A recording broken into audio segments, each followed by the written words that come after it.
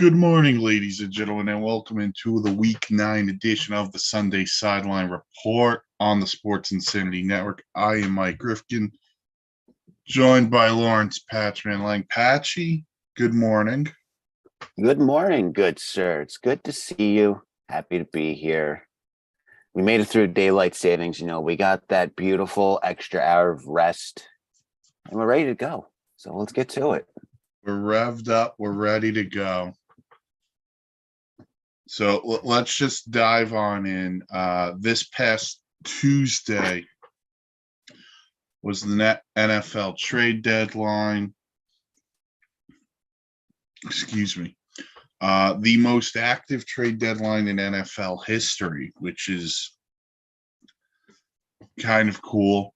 Adam Schefter reported this morning teams have called the NFL to maybe move the trade deadline back instead of it being after week 8, after week 10 or later. I guess for teams who want a better feel for what their team looks like. Pat, your thoughts on that potentially before we get into winners and losers? I would say maybe week 12 should be the cutoff for the trade deadline because you know what, injuries happen at any time in football, and that happens in any sport. So trades occur every so often when that occurs. Yeah. But extending the trade deadline can give teams, a little more to see if they're buyers or sellers in the NFL for the season. Okay. Example, if the Packers are losers this year, week 12, they can go, okay, you know what? Maybe we can get a draft pick here or there, or maybe we can get a young receiver, I take it back. Packers don't get receivers. Never mind. Oh, they'll be covered in this. I trust me. I have a little take on that, but like for the Packers, they can sell Aaron Jones for somebody. They can sell Aaron Jones maybe for a first round pick or maybe a second and a third, but then, it's basically traded for draft picks when it comes to that. I think the other thing people need to look at when we're talking about extending the trade or going deeper with the trade deadline is if the NFL is going to expand the season, which by all accounts they want to do. They want to play more games, do this, do that. Then you're going to have to move the trade deadline back. It's just that way teams can't know what they're doing. You brought up the Packers. I look at a team right now in first place in the NFC South, the Falcons. Like, I'm not going to sit here and say the Falcons are a great team, but they're also in first place. So in 3 weeks or so, we'll know, hey, they're for real, or if they're a product of a bad division. So that also can play into account with how the trade deadline goes about here. But you're right. So we're all for moving the trade deadline back. I think that'd be a pretty cool experiment, especially if you're going to play around here with the schedule. But let's dive into winners and losers. And Pat, you kind of alluded to a team that I would put on the losers end very quickly, and it's the Packers, who, although it's been reported by both Adam Schefter and Ian Rappaport that they were quote-unquote aggressive in trying to land Chase Claypool from the Steelers and Darren Waller from the Raiders. Yeah, they were very aggressive. It's just too bad they weren't aggressive enough and they weren't able to do it. The Packers failed. They failed this season miserably. And Patch, I'm not trying to rub salt in the wound. That's all good. I do have the Packer helmet here, but everything the Packers have done for the last, I'm going to say 2.5 years. We've always questioned the front office's loyalty to Aaron Rodgers. And I feel that this trade deadline finally shows us their true colors, because they don't care for Aaron Rodgers. And it's not the fact that it's because Aaron was thinking about retiring and this and that and the money that he wanted. Look at the Bucs for a second. I'm going to compare the Bucs to the Packers, and both are having disappointing years. But the Bucs went out and they got Tom Brady, Julio Jones this offseason. Gronk retires, Julio Jones steps in. Evans and Godwin are there.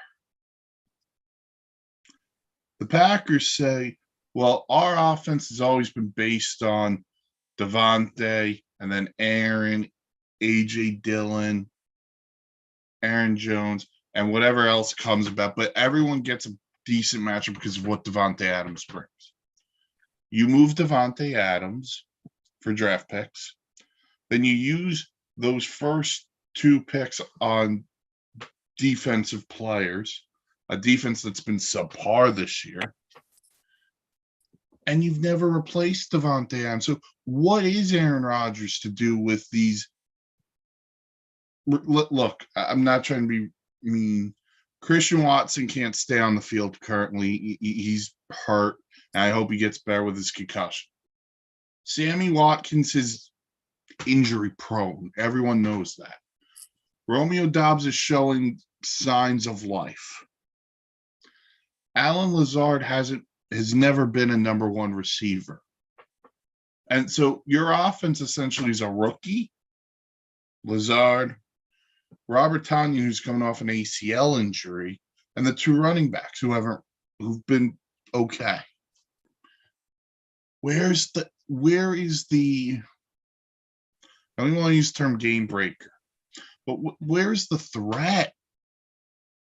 There is no threat in the Packer offense. It's not good. It's not fun to watch the Packers. Aaron Rodgers should march in to the front office after the season. And I wouldn't blame him if I said, look, let's just part separate ways. I don't care if it's a trade. I don't care if it's a release, but let's move on from each other, because Aaron Rodgers is back-to-back MVP winner. He deserves more respect than the Packers front office has shown him. And that's how I feel, Patch. How about you as a Packer fan?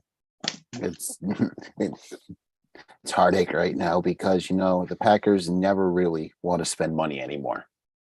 They never really ever want to spend money unless it's to Aaron Rodgers or Devontae Adams, and Devontae Adams is gone.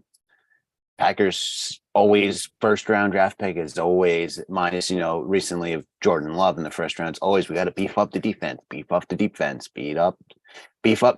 It's never, hey, let's get a new running back. Hey, let's get a wide receiver. Let's get a tight end. Hey, let's help AR out. And they never do that. They never do it in free agency either.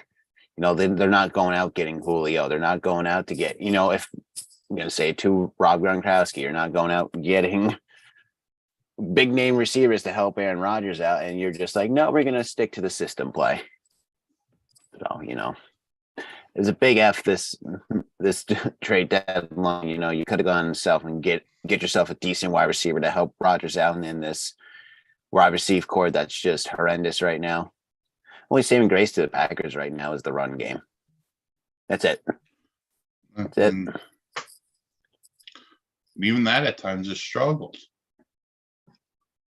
Yeah. The defense hasn't been what they thought that it would be. The one thing that could change the whole narrative is if they were the team to sign Odell Beckham.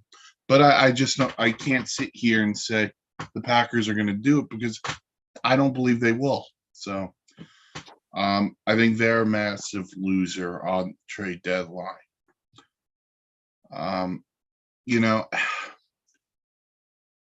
think they're quite a few winners as well. I think other losers, Cleveland couldn't move Kareem Hunt. The Rams, although that not by trying, they tried to get Brian Burns, they tried to get McCaffrey, just weren't able to do it. Flip side to winners, I think there are a couple of big winners.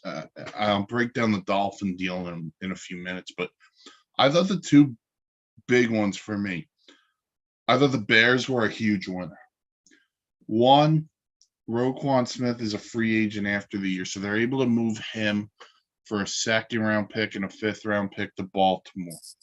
Bears aren't a contending team, so accumulate picks and let's build this roster up. Robert Quinn gets moved for a pick, and then they go and trade a second-round pick for Chase Claypool, who, by the way, will help Justin Fields' development in the next year and a half, and that'll help determine if Fields is their guy, and Claypool, who potentially could become a number one receiver there. So I like what the Bears did. Love what the Ravens did in getting Roquan Smith. The speed of that Raven defense is going to be insane with him, with Roquan and Patrick Queen. They're going to get David Ojabo at some point because I believe they just activated him off IR, so he has 3 weeks potentially to play. Tyus Bowser's coming back. Jason Pierre-Paul's now in the front. The Ravens defense is going to be really, really scary. The offense has Lamar, and that's scary enough, but the Raven defense, that could also be scary. The other two teams who I thought were winners here, and people might criticize the first one, but I put the Giants as a winner here. And I know they didn't do anything, but everyone wanted them to go trade for a receiver. I think if you're a Giant fan after 8 weeks, you would sign up for 6-2 all day, every day. On a team that, be brutally honest, I don't think it's that good, but they're 6-2 and they find ways to win. Why would you give up draft capital for a guy who could be a rental or a guy who may not help you in the long term? That's why I think the Giants did a smart move in not acquiring a receiver here. We saw what the market could have been.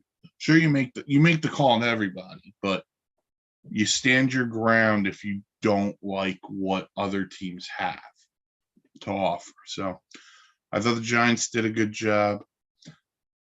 And last but not least, I'm homering it a little bit, and I don't care because I can kind of do what I want with this. The Dolphins are a winner. If there was one flaw to the Miami Dolphins this year, they don't get to the quarterback. They don't do it unless they send extra guys on a blitz. Bradley Chubb for a first-round pick, a fourth-round pick, and Chase Edmonds. I'm there. I'll drive Chase Edmonds and the draft picks to the airport. Bradley Chubb is the third highest win rate among pass rushers, only behind some guys named Myles Garrett and Micah Parsons. Really good. Then, so hit with Chubb, Jalen Phillips, Emmanuel Ogbah, Melvin Ingram, Zach.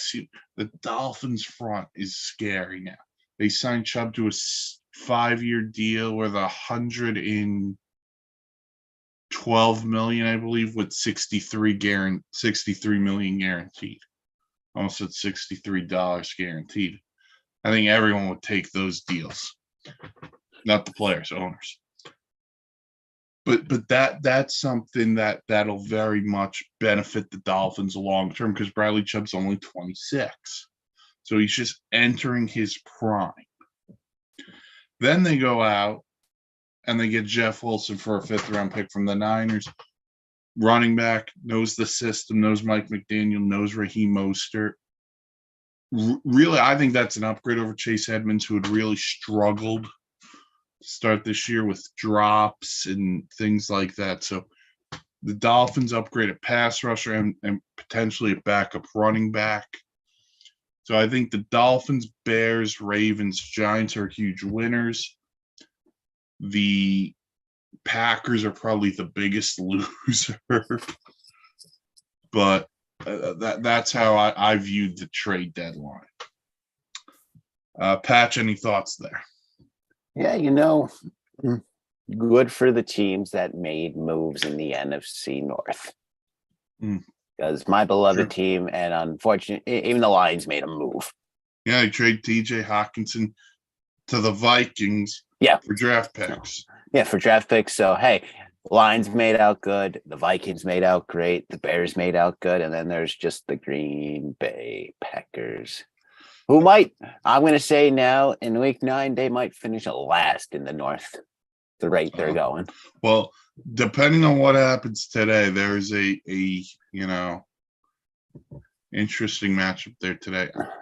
I'll say this, the Lions now have 4 picks in the first 2 rounds next year. So they're starting to build that team up, and they've already got some pieces there. So the Lions are, you know what? The Lions are on the prowl in the NFC North. All right. That's the trade deadline. We talked Dan Snyder Friday night on SIP. Check out that podcast, Anchor, Google, Spotify, wherever you get your podcast. So we're not going to hit on Dan Snyder here. I wouldn't hit on Dan Snyder anyway.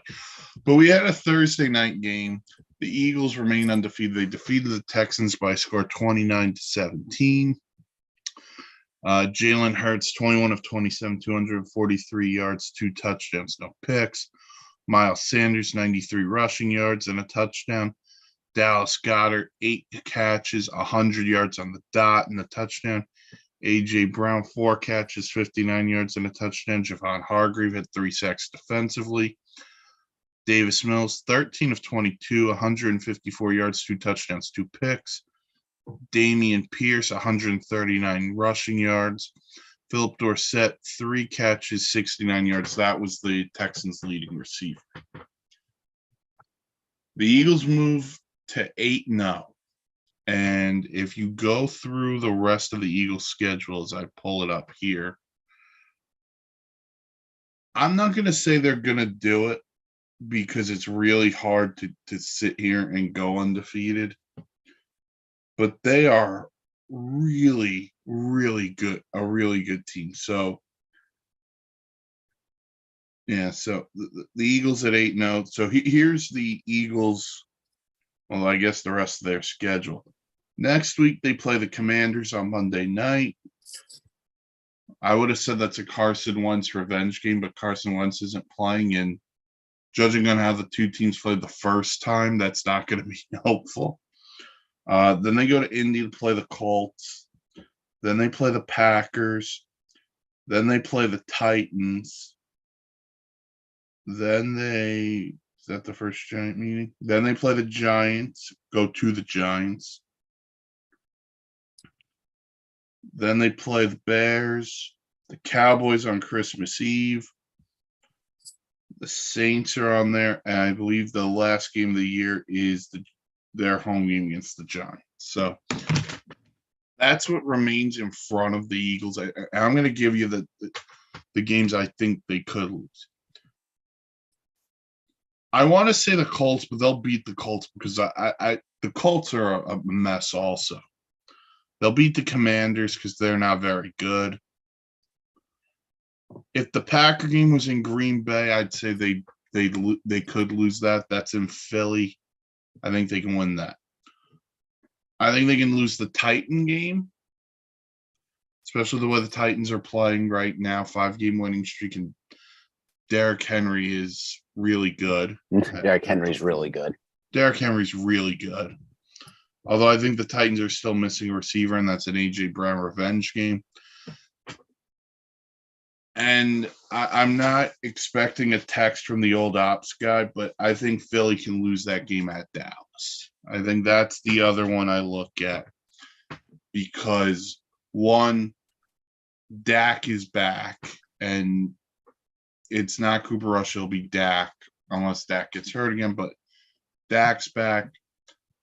The Cowboy defense is legitimate, really good, and the Eagles don't play great in Dallas. I mean, they got the win this year in Philly, but overall, that was more the Cowboys blowing it to the Eagles winning it. So I think those are really the two. Maybe they lose one of the Giant games, potentially. But listen, I think for the Eagles, I think the Eagles are really good.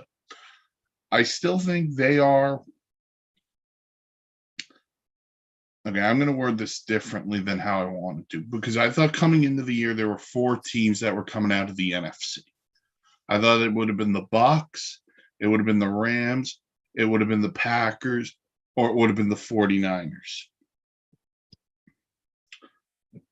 Scratch the first 3 off, because I don't think any one of those 3 can go to the Super Bowl. No.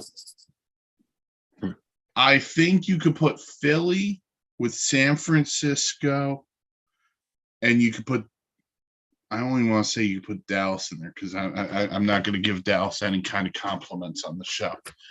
No, I would throw Dallas in that conversation. No, you can. I just don't want to say it. Then I will say it as just to, to boost our best friend here on the network, Old Ops Guy, as he is recuperating from a surgery. So shout out to you, man. We love you. Can't wait to see you in a few weeks. You better be listening or you'll make the list too.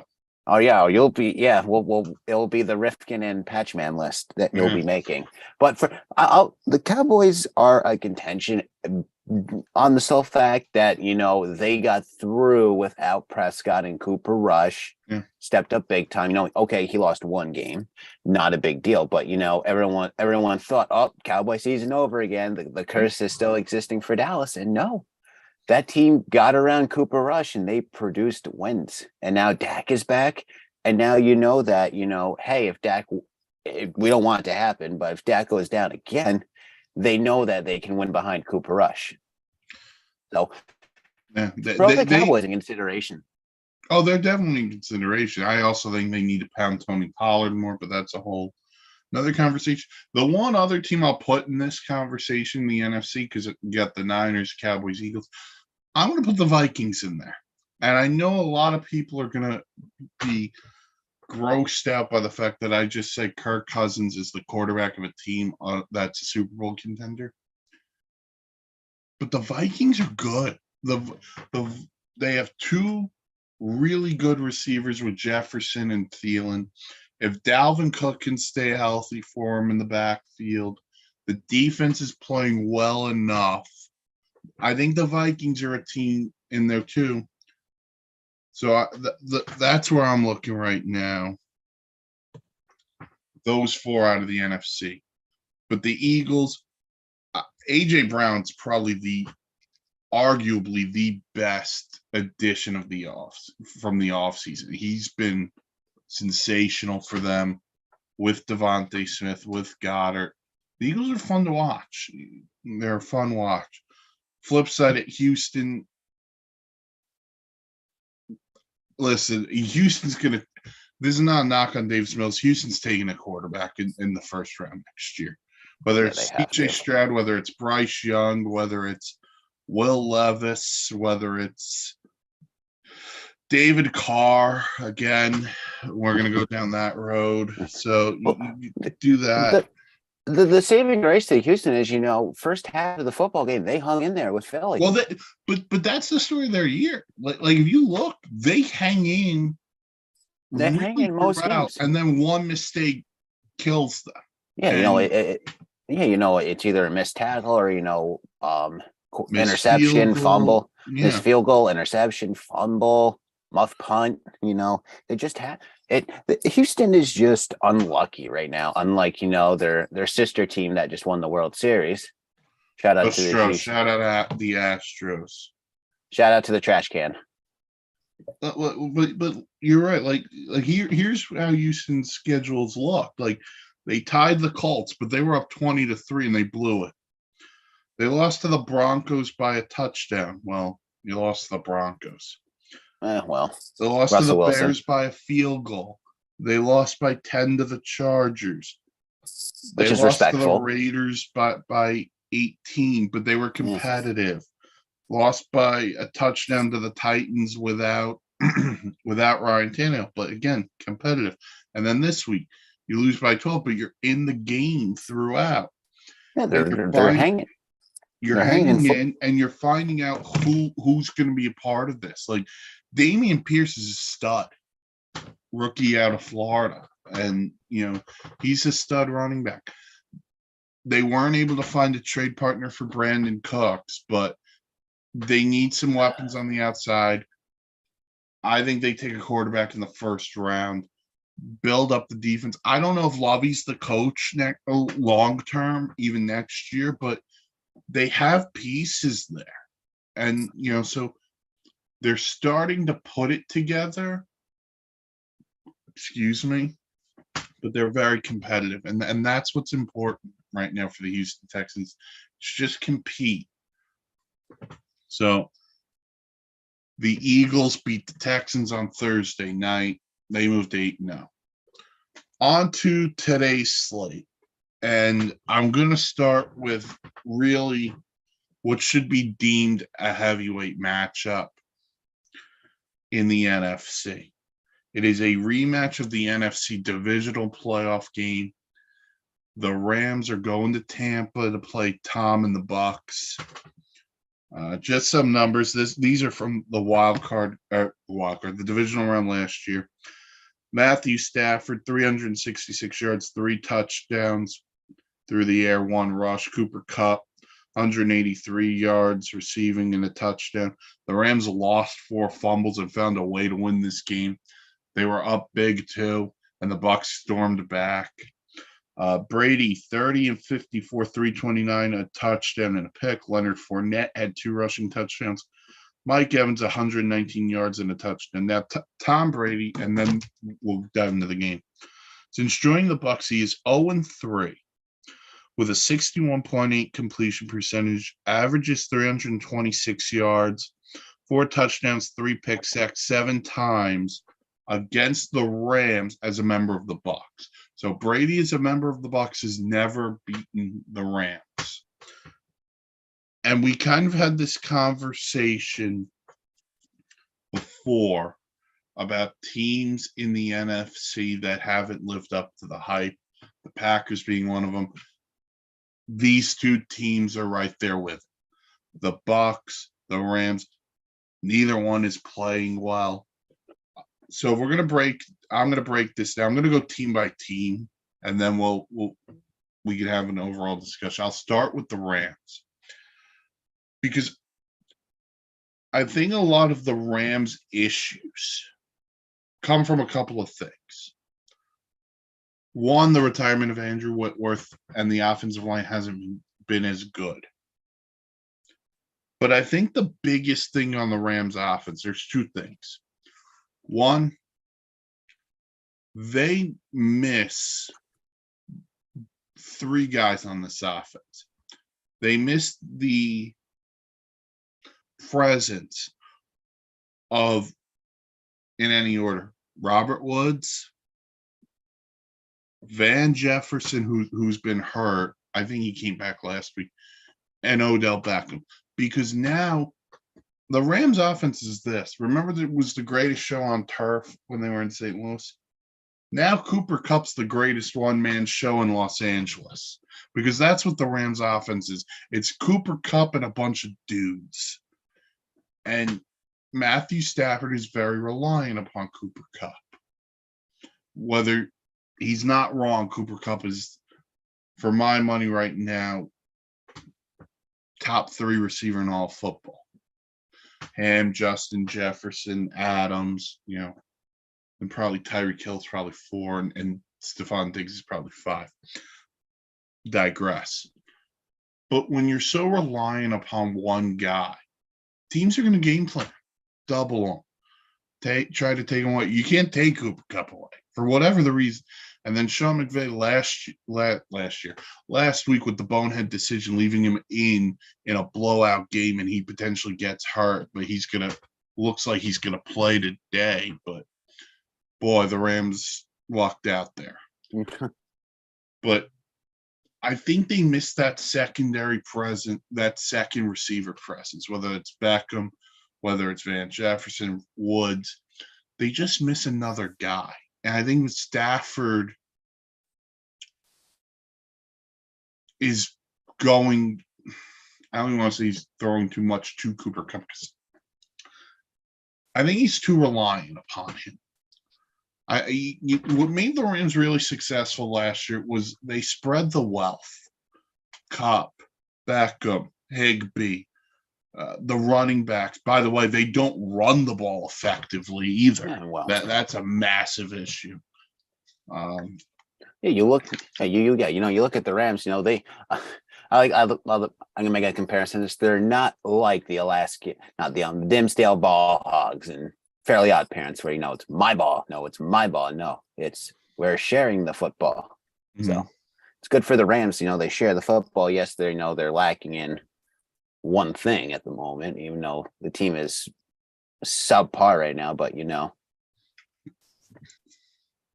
But the Rams are, the Rams are just, one of, three teams that we all thought are Super Bowl contenders this year are just in a rut. And if you think about it, Patch, like their saving grace, as I go to the standings here, like they're in a division where no one's going to run away. The NFC West, like, we'll talk about Seattle in a little bit because they do deserve their credit.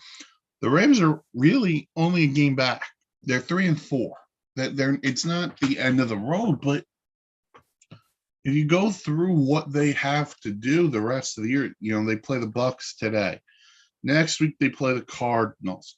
Then they go to the Saints. Then they go to play the Chiefs. Then they play the Seahawks, the Raiders, the Packers, the Broncos, the Chargers, the Seahawks. Again, that's their remaining schedule. That's not easy. They have one of the tougher schedules in the league, and that's what you get for being a Super Bowl champion. But these are road games. The Bucs, the Saints, the Chiefs, the Packers. They play the Chargers, but that's not really a road game since they share a stadium. Matthew Stafford has to be better.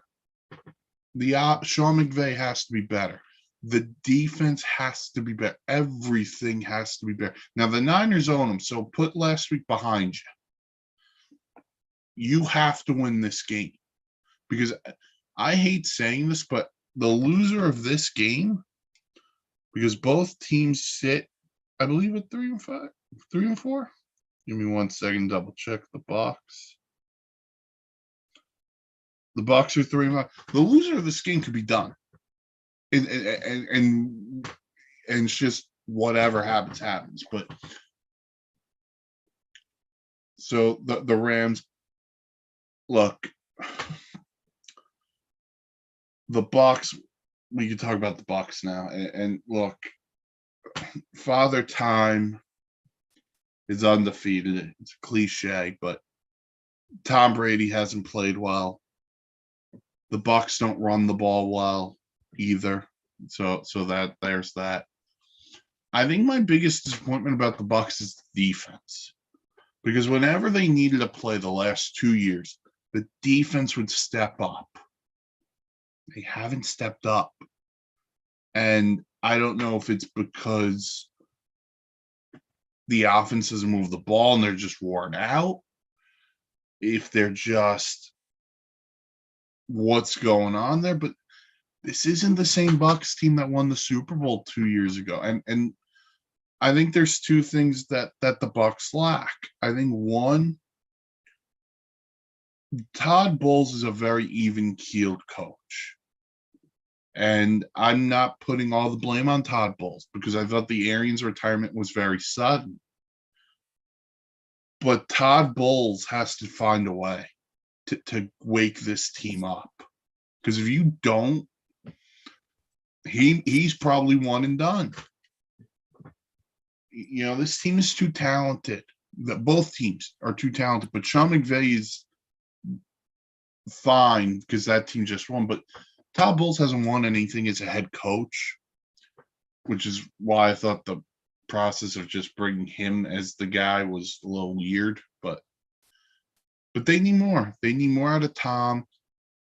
Aaron Donald's gonna have a field day today because the offensive line of the Bucs is not that good. Tom, listen, I respect Tom. He's the greatest of all time. Tom Brady should have retired after the Bucs beat the Chiefs in the Super Bowl. You won one without Bill Belichick. You proved you're the GOAT. I would have just called it there. And I'm not going to put his personal life out there because I'm not going to do that. No, you shouldn't. None of us should, No, I'm not going to talk about that. So whether that's been weighing on him, he just hasn't played well.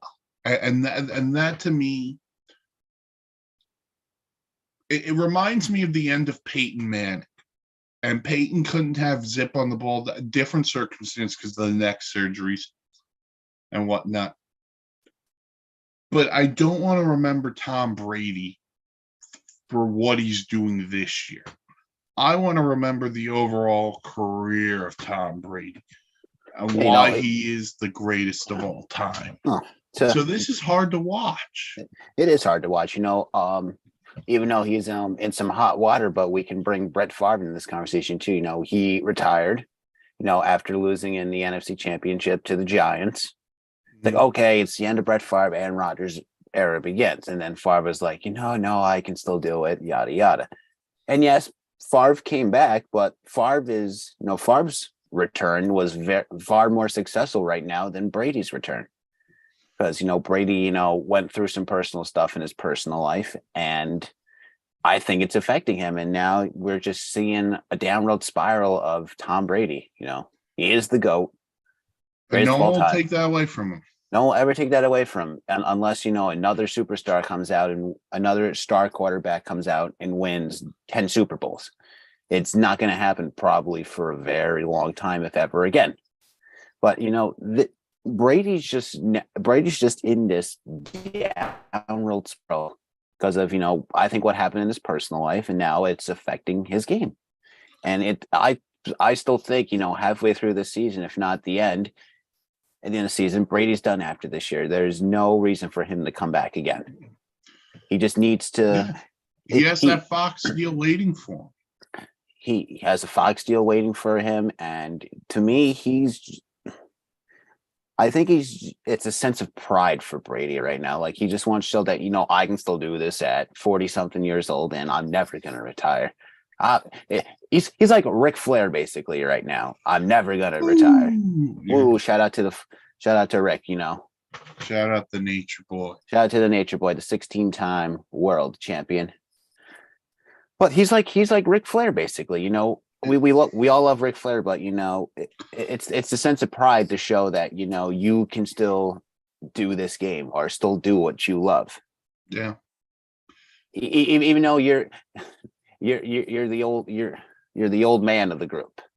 You're the old man of the group right now. You're the oldest in the league, and you're just showing, hey, I can still throw the 40-yard bomb, and I can still, even though it's horrendous, he can show that hey, I can still run the football. Listen, and he can still sling it. I mean, he can still sling it. I'm not denying that. That game against Carolina, that's a touchdown to Mike Evans if he catches the football. My biggest fear is that he's just going to get. It could happen today, could happen the next game, but look at Aaron Donald. Aaron Donald can come in and just bulldoze him. Yeah, and he's on the ground, and we're seeing Brady being carted off because of a concussion. That should never be our lasting image of him playing. It should never be the lasting image of him. We want to remember Tom Brady as the man that has won the most Super Bowls out of anybody, and et cetera, for all his accolades. If he gets, I think it's 168 yards today, he becomes the first person to break 100,000 yards passing for regular season and post and playoffs together. He'll be the sole man in the 100,000 yards club. So because he's a soul man. Do do do do do do. Soul. No, nothing. Blues Brothers. Okay. Oh, I love the Blues Brothers. So I agree with you on everything you said. And look, I think Tom also misses his safety net, and that was Gronk. And Gronk was able to step away and say, look, I'm done. I'm not coming back. I think Tom needs to figure out that same plan because he does have life after football because he signed a lucrative deal to be a broadcaster with Fox. So Rams Bucks, I think that's the 425 game on CBS. Which the weirdest thing about that is Tony Romo's going to critique Brady, and I can't deal with that. Pat, who wins that game? Rams Bucks. I think who'd I take? I took the Rams. I think I was feeling optimistic. Give me a second as I pull it up on my computer. Yeah. As I'm trying to kill time, not have dead air. Let's see. No, you're good. Let's see. The vast majority of the SIN crew today took, I believe, the Rams. Actually, let's look at this real quick. If we look at the lovely SIN group and their picks, let's see. We're gonna expose everybody right now, for lack of a better. Let's see here. In today's Rams Bucks game, let's see here. Noah took the Rams. You took the Rams. Bill took the Rams. Dan took the Rams. Ross took the Rams. Mark and Allison took the Rams. Adam took the Rams, and then myself, Eric, Jeff, Tom, and Big Al are taking the Bucks. So it looks like it's a split decision between the network. But split decision. All right, it'll go to the judges at 425. Well, the judges at 425 on who gets their point in the pick'em standings pool. Either way, Bill loses, so we're good. Oh, all right. So that's the big. I don't even want to call it the biggest game, but that's the 425 game. Other big games: Bills at the Jets. Huge game in the AFC. I think to me that's the game of the day because you got the Jets that are having a good season so far. You got the Bills just, being the Buffalo Bills right now, being the best team in the AFC. Mm-hmm. And to me, I'm thinking the Bills are going to win, but I think the Jets are going to hang in this game, unlike people think, where I think Buffalo's just going to run away with it. I think the Jets are going to hang in this game. This game's going to be close today. This game hinges on really two things. One, can Zach Wilson not turn the football over, which he was terrible at last week with those 3 interceptions? And two, can the Jets be disciplined? Because last week against New England, they were, and really all year, stupid penalties have cost the Jets. The John Franklin Myers roughing the passer. I know people are going to say, it wasn't roughing the passer. I know I hate roughing the passer, but it's a late hit on a quarterback. Of course, they're going to throw the flag. They protect quarterbacks. 2, can they contain Josh Allen? I don't know. I do not know if they can contain Josh Allen and the weaponry that is the Buffalo Bills offense. The one thing that's going for the Jets is they're at home. It's a huge game. And listen, but after last week, I don't know how big the crowd's going to be after you saying, "Oh, we're going to need you last week against New England," and you put up the performance you did. But this is a big test for the Jets, and Vegas had no faith in them, given the line was, I believe, 12.5 to the Bills. But so that's a big one in the AFC East. Bills at Jets. We got a Kirk Cousins revenge game when the Vikings go to Washington to play the Commanders. Here's what I want. I want Kirk Cousins to throw. I'm playing against him in a fantasy league, so I don't want his numbers to be too great. But I want the Vikings to win, and I want Kirk Cousins to do the "you like that" after the game. I really that's what I want. I So want Kirk Cousins to do the "you like that" to the Washington. To help you out, how about we go 300 yards passing, 2 touchdowns? I can live with that. As right. Hey, listen, I get Dalvin Cook his because I own Dalvin. I have Dalvin Cook, so we can roll Minnesota. Skull, baby. I only do it skull. The other part of Patch that was just out of this world. I know because it's Patch Man in space today. Because I feel like showing my room today. Next week I'll be live from Moser's apartment. All right. I just need a photo of his apartment to pull this off. Shout out Dan. Shout out Dan Ryans. Help us make this brother happen. Out. Help your brothers out so we both can be live from Moser's apartment. I don't want to be live from there. Back on track. I also think my question on Washington is this. You went out and you got Carson Wentz this offseason. He's hurt now. Taylor Heineke's played well since he's come in. And he played well when he was given the opportunity the past couple of years. So why can't you just roll with Taylor Heineke if you're the Washington Commanders? I don't understand it. I think he's earned the job. Unless you could seriously upgrade. And I love Carson Wentz. He was not a serious upgrade over Taylor Heineke. But Terry McLaurin, the team's got potential, especially if Snyder Snells. Then they can be a real team. But, we got Vikings at Commanders. All right. This is the one we were alluding to earlier. We got the Packers going to Detroit. If the Packers lose this game, Patch, it's over. Season's over if they lose this game. It's over, man. It's over. Game over, man. Game over. If they lose this game, the season is over. I'm just gonna retreat. I'm gonna retreat back into hiding. The Packer fans gonna go into hiding like I did, just like Yankee fans after the ALCS. I'm gonna go into hiding, and I'm not gonna return. I'm just gonna watch the Knicks. I'm gonna watch Winnipeg. I wouldn't put all of your eggs in the Knicks basket. Well, the season's young for the Knicks, and we could talk basketball another time with that, but I will most likely go into hiding being a Packer fan. I will still love my Packers. I'll still watch my Packers. It's just I will not talk about the Packers. Yeah. You lose this game, season's over. Because they give those games, I might start pulling out my luscious hair. So I don't want that. I want to keep my hair. I don't want to go crazy and have a receding hairline like certain people do in the network. We're taking shots at hair now. Yep. It's a real hairy situation.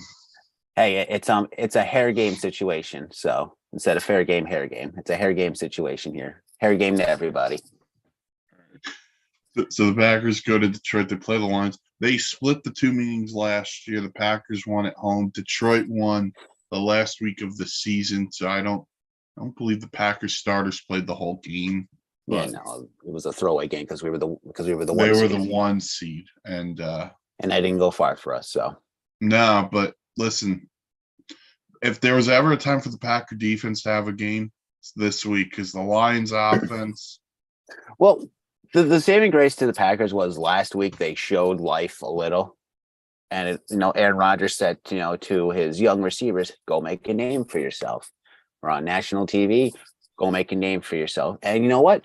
The team stepped up a little bit last week. They were playing Buffalo. They hung in with Buffalo for a little bit. They surprised me because I expected Buffalo to win like 43-10 because how good the Bills team is. So, the Packers showed life last week. They showed a little bit of life. See, did they show life or did the Bills just keep them in that game? It could have been both. The Bills, were playing a little bit of sloppy defense, and Rodgers was being Aaron Rodgers, of course. But as I told countless people, everyone's going to put the blame on Aaron Rodgers for this season. I don't put the blame on him. I He can't play every position. People forget Aaron Rodgers is not on defense. He's not kicking field goals. He's not punting the ball. He's not kicking off the ball. He's not catching the ball. Aaron Rodgers is the quarterback. He tries his best to put the ball in the receiver's hands.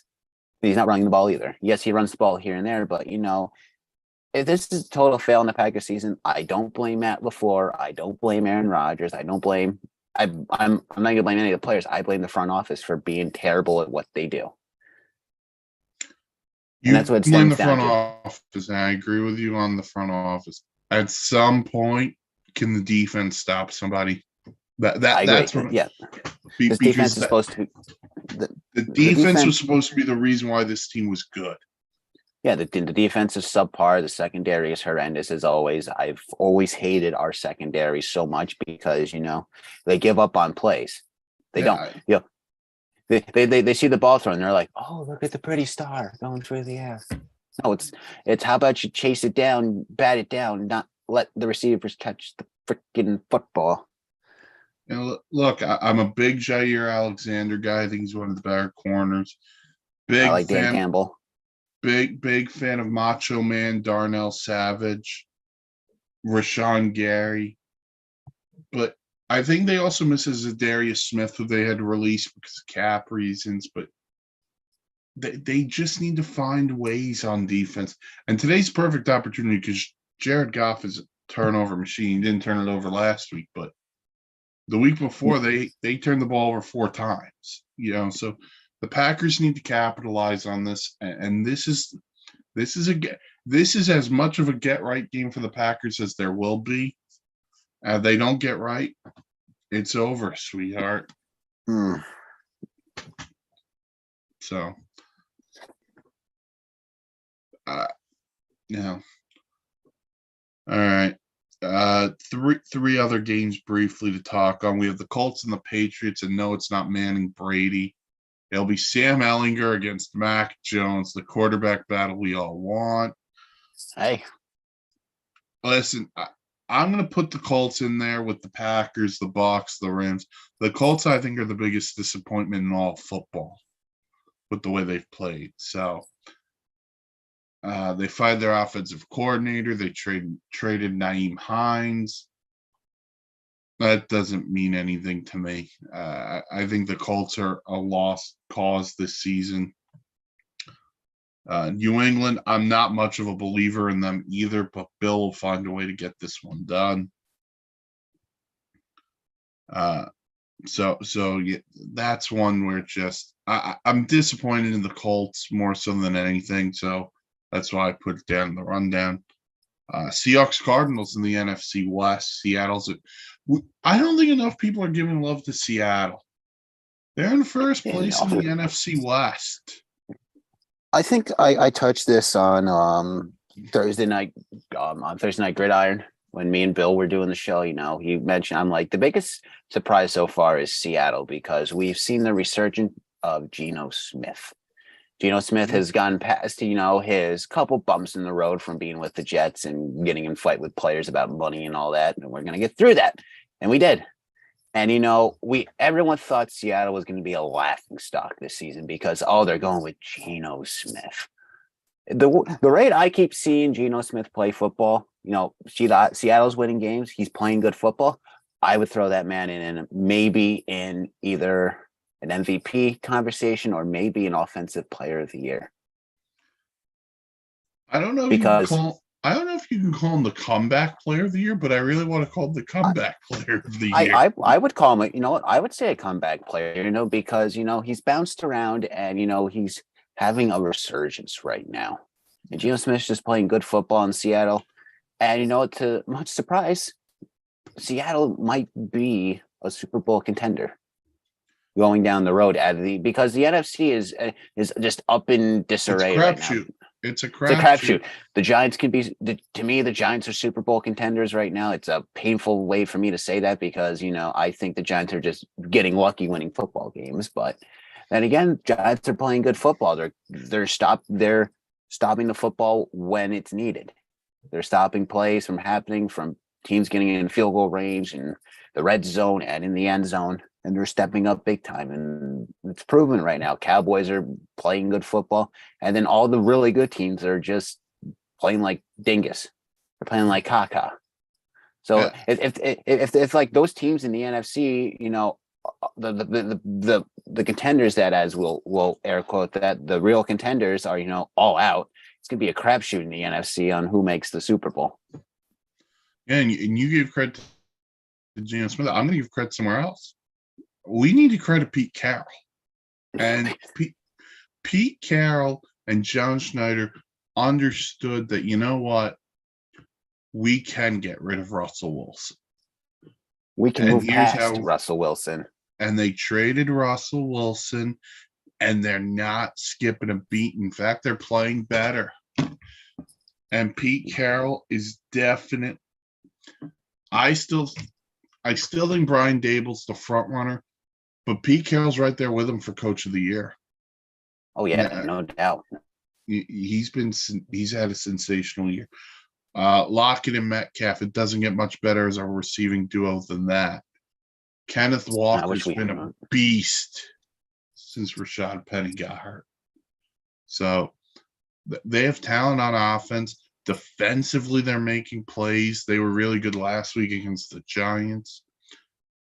The Seattle Seahawks, man, no one believed in them, and they're out proving it that they're for real. Now, flip side at the Cardinals, I'm going to say this with as much respect as I can. Be professional, man. You got this. Oh, I'm going to be professional about this. I hate the way the Arizona Cardinals do business, because before the season, they gave Clifford the Big Red Bird, Cliff Kingsbury, and Kyler Murray contract extensions. Unwarranted contract extensions. Now, I get it. They're tied to each other because you extended Kingsbury. You had to extend Kyler, even though he was very immature and he unfollowed you on social media, and that's really how 2022 works.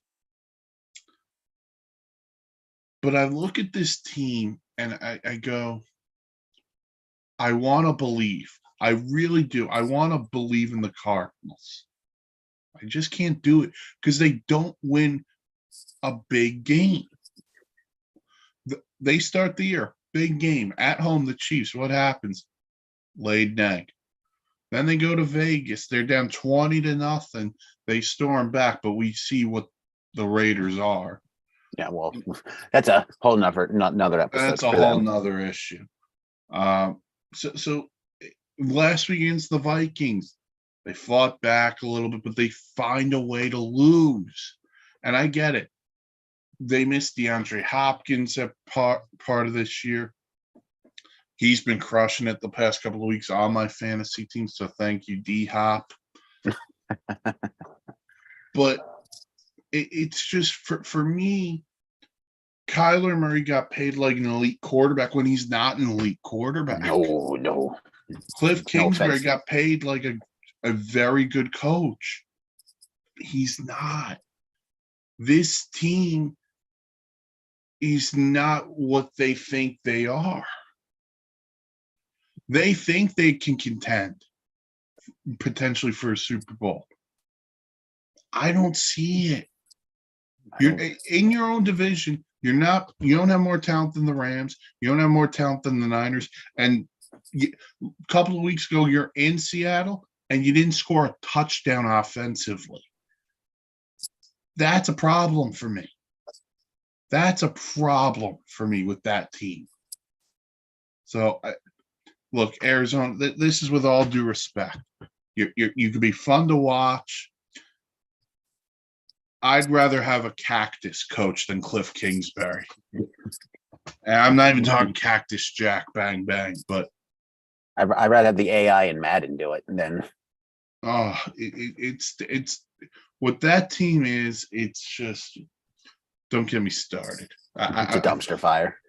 It's not a dumpster fire. It's a massive disappointment for me. That team is a massive disappointment. We can talk about the Bucs and the Rams and the Packers being massive disappointments. I'm disappointed in the Cardinals because for me, They were so good last year. They were the last undefeated team. They ended last year poorly. They get crushed in the wild card round by the Rams.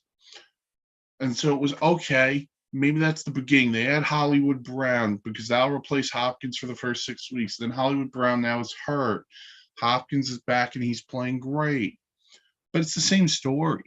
It's the same story with this team. So I'm not big on the Cardinals. I actually wouldn't be shocked if Seattle beat them again today, but that's a whole nother conversation. But I'm just out on the Cardinals. And all right, the last game I'll hit on is tonight, Sunday night. Chris Collinsworth will tell you he loves everybody, both teams.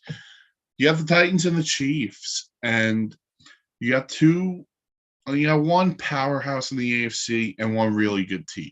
The Chiefs are the powerhouse. The Titans are a really good team. The Titans started the year 0-2. They've won 5 in a row since, and the bulk of it, Derrick Henry. Because that dude, there are 3 kings that a lot of people should have respect for. Jerry the King Lawler, Derrick Henry, and the Burger King. I was going to throw King Henry from Henrik Lundqvist.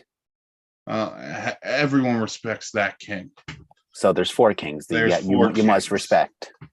4 kings with massive respect. And Derrick Henry last week, 200 yards rushing, 2 touchdowns, Titans win.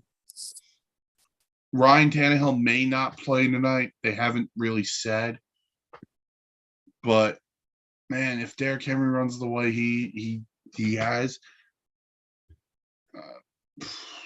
may not matter. But the Titans thumped the Chiefs last year in Tennessee, 27-3. Chiefs are looking for some payback at home. I think the Chiefs get that payback, especially off their bye week. And also they're coming off a loss against Buffalo too. Well, they beat the Niners after that. Okay, so, the Buffalo loss still, killed that momentum a little bit of their, the Chiefs are rolling in the Red Kingdom. Yeah, they lost to the Bills. They beat the Niners, go on the bye. Now they get the Titans. They beat the Niners. Beat the Niners. Is that beating the 49ers? Is that really a statement? I mean, well, the way they did it, listen, they did it really soundly. So just give me 1 second. I'll pull up those numbers. But both teams are 5-2. They put up a 44 spot on the Niners. So yeah, it was like they took their frustrations out on the 49ers after losing to the Bills a week prior in Arrowhead. Yeah, all Mahomes did was 423 yards and 3 touchdowns. Juju's starting to click in this offense. He's coming off back-to-back 100-yard games. Maybe the running backs get going. But huge game in terms of seeding because, listen, I'm going to hand the Titans the AFC South now just because I'm not a believer in any of the other 3 teams. The Chiefs are going to probably win the West unless one of these other teams, the Chargers, figure it out. But I have no hope for that. So 2 AFC elites go head-to-head Sunday night. If the game was in Tennessee, I think I'd feel differently. But I love Kansas. I love Kansas City tonight. I really do. So, it wouldn't surprise me. It wouldn't surprise me if Tennessee found a way to win this football game tonight. It wouldn't surprise me either because that's what they do. Like they're really good at running the ball. They're okay defensively, but they find ways.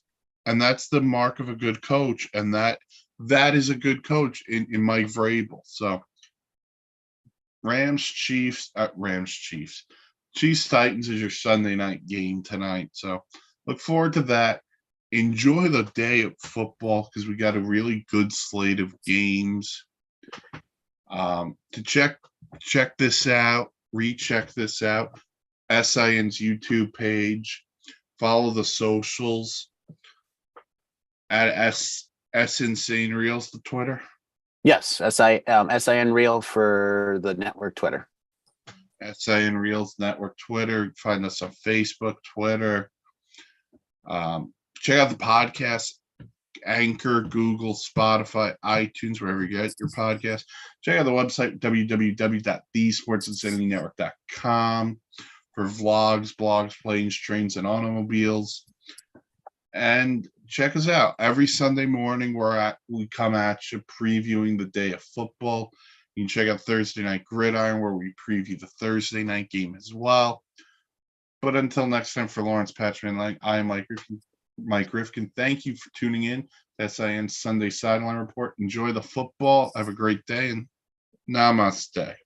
Namaste. In the words of Danny Boy, peace, love, and fried chicken. Say goodnight to your mama. Mama loves you. Say goodnight to your papa. Papa loves you too. But make sure you say good morning to both of them this morning because, hey, it's the morning here on the East Coast.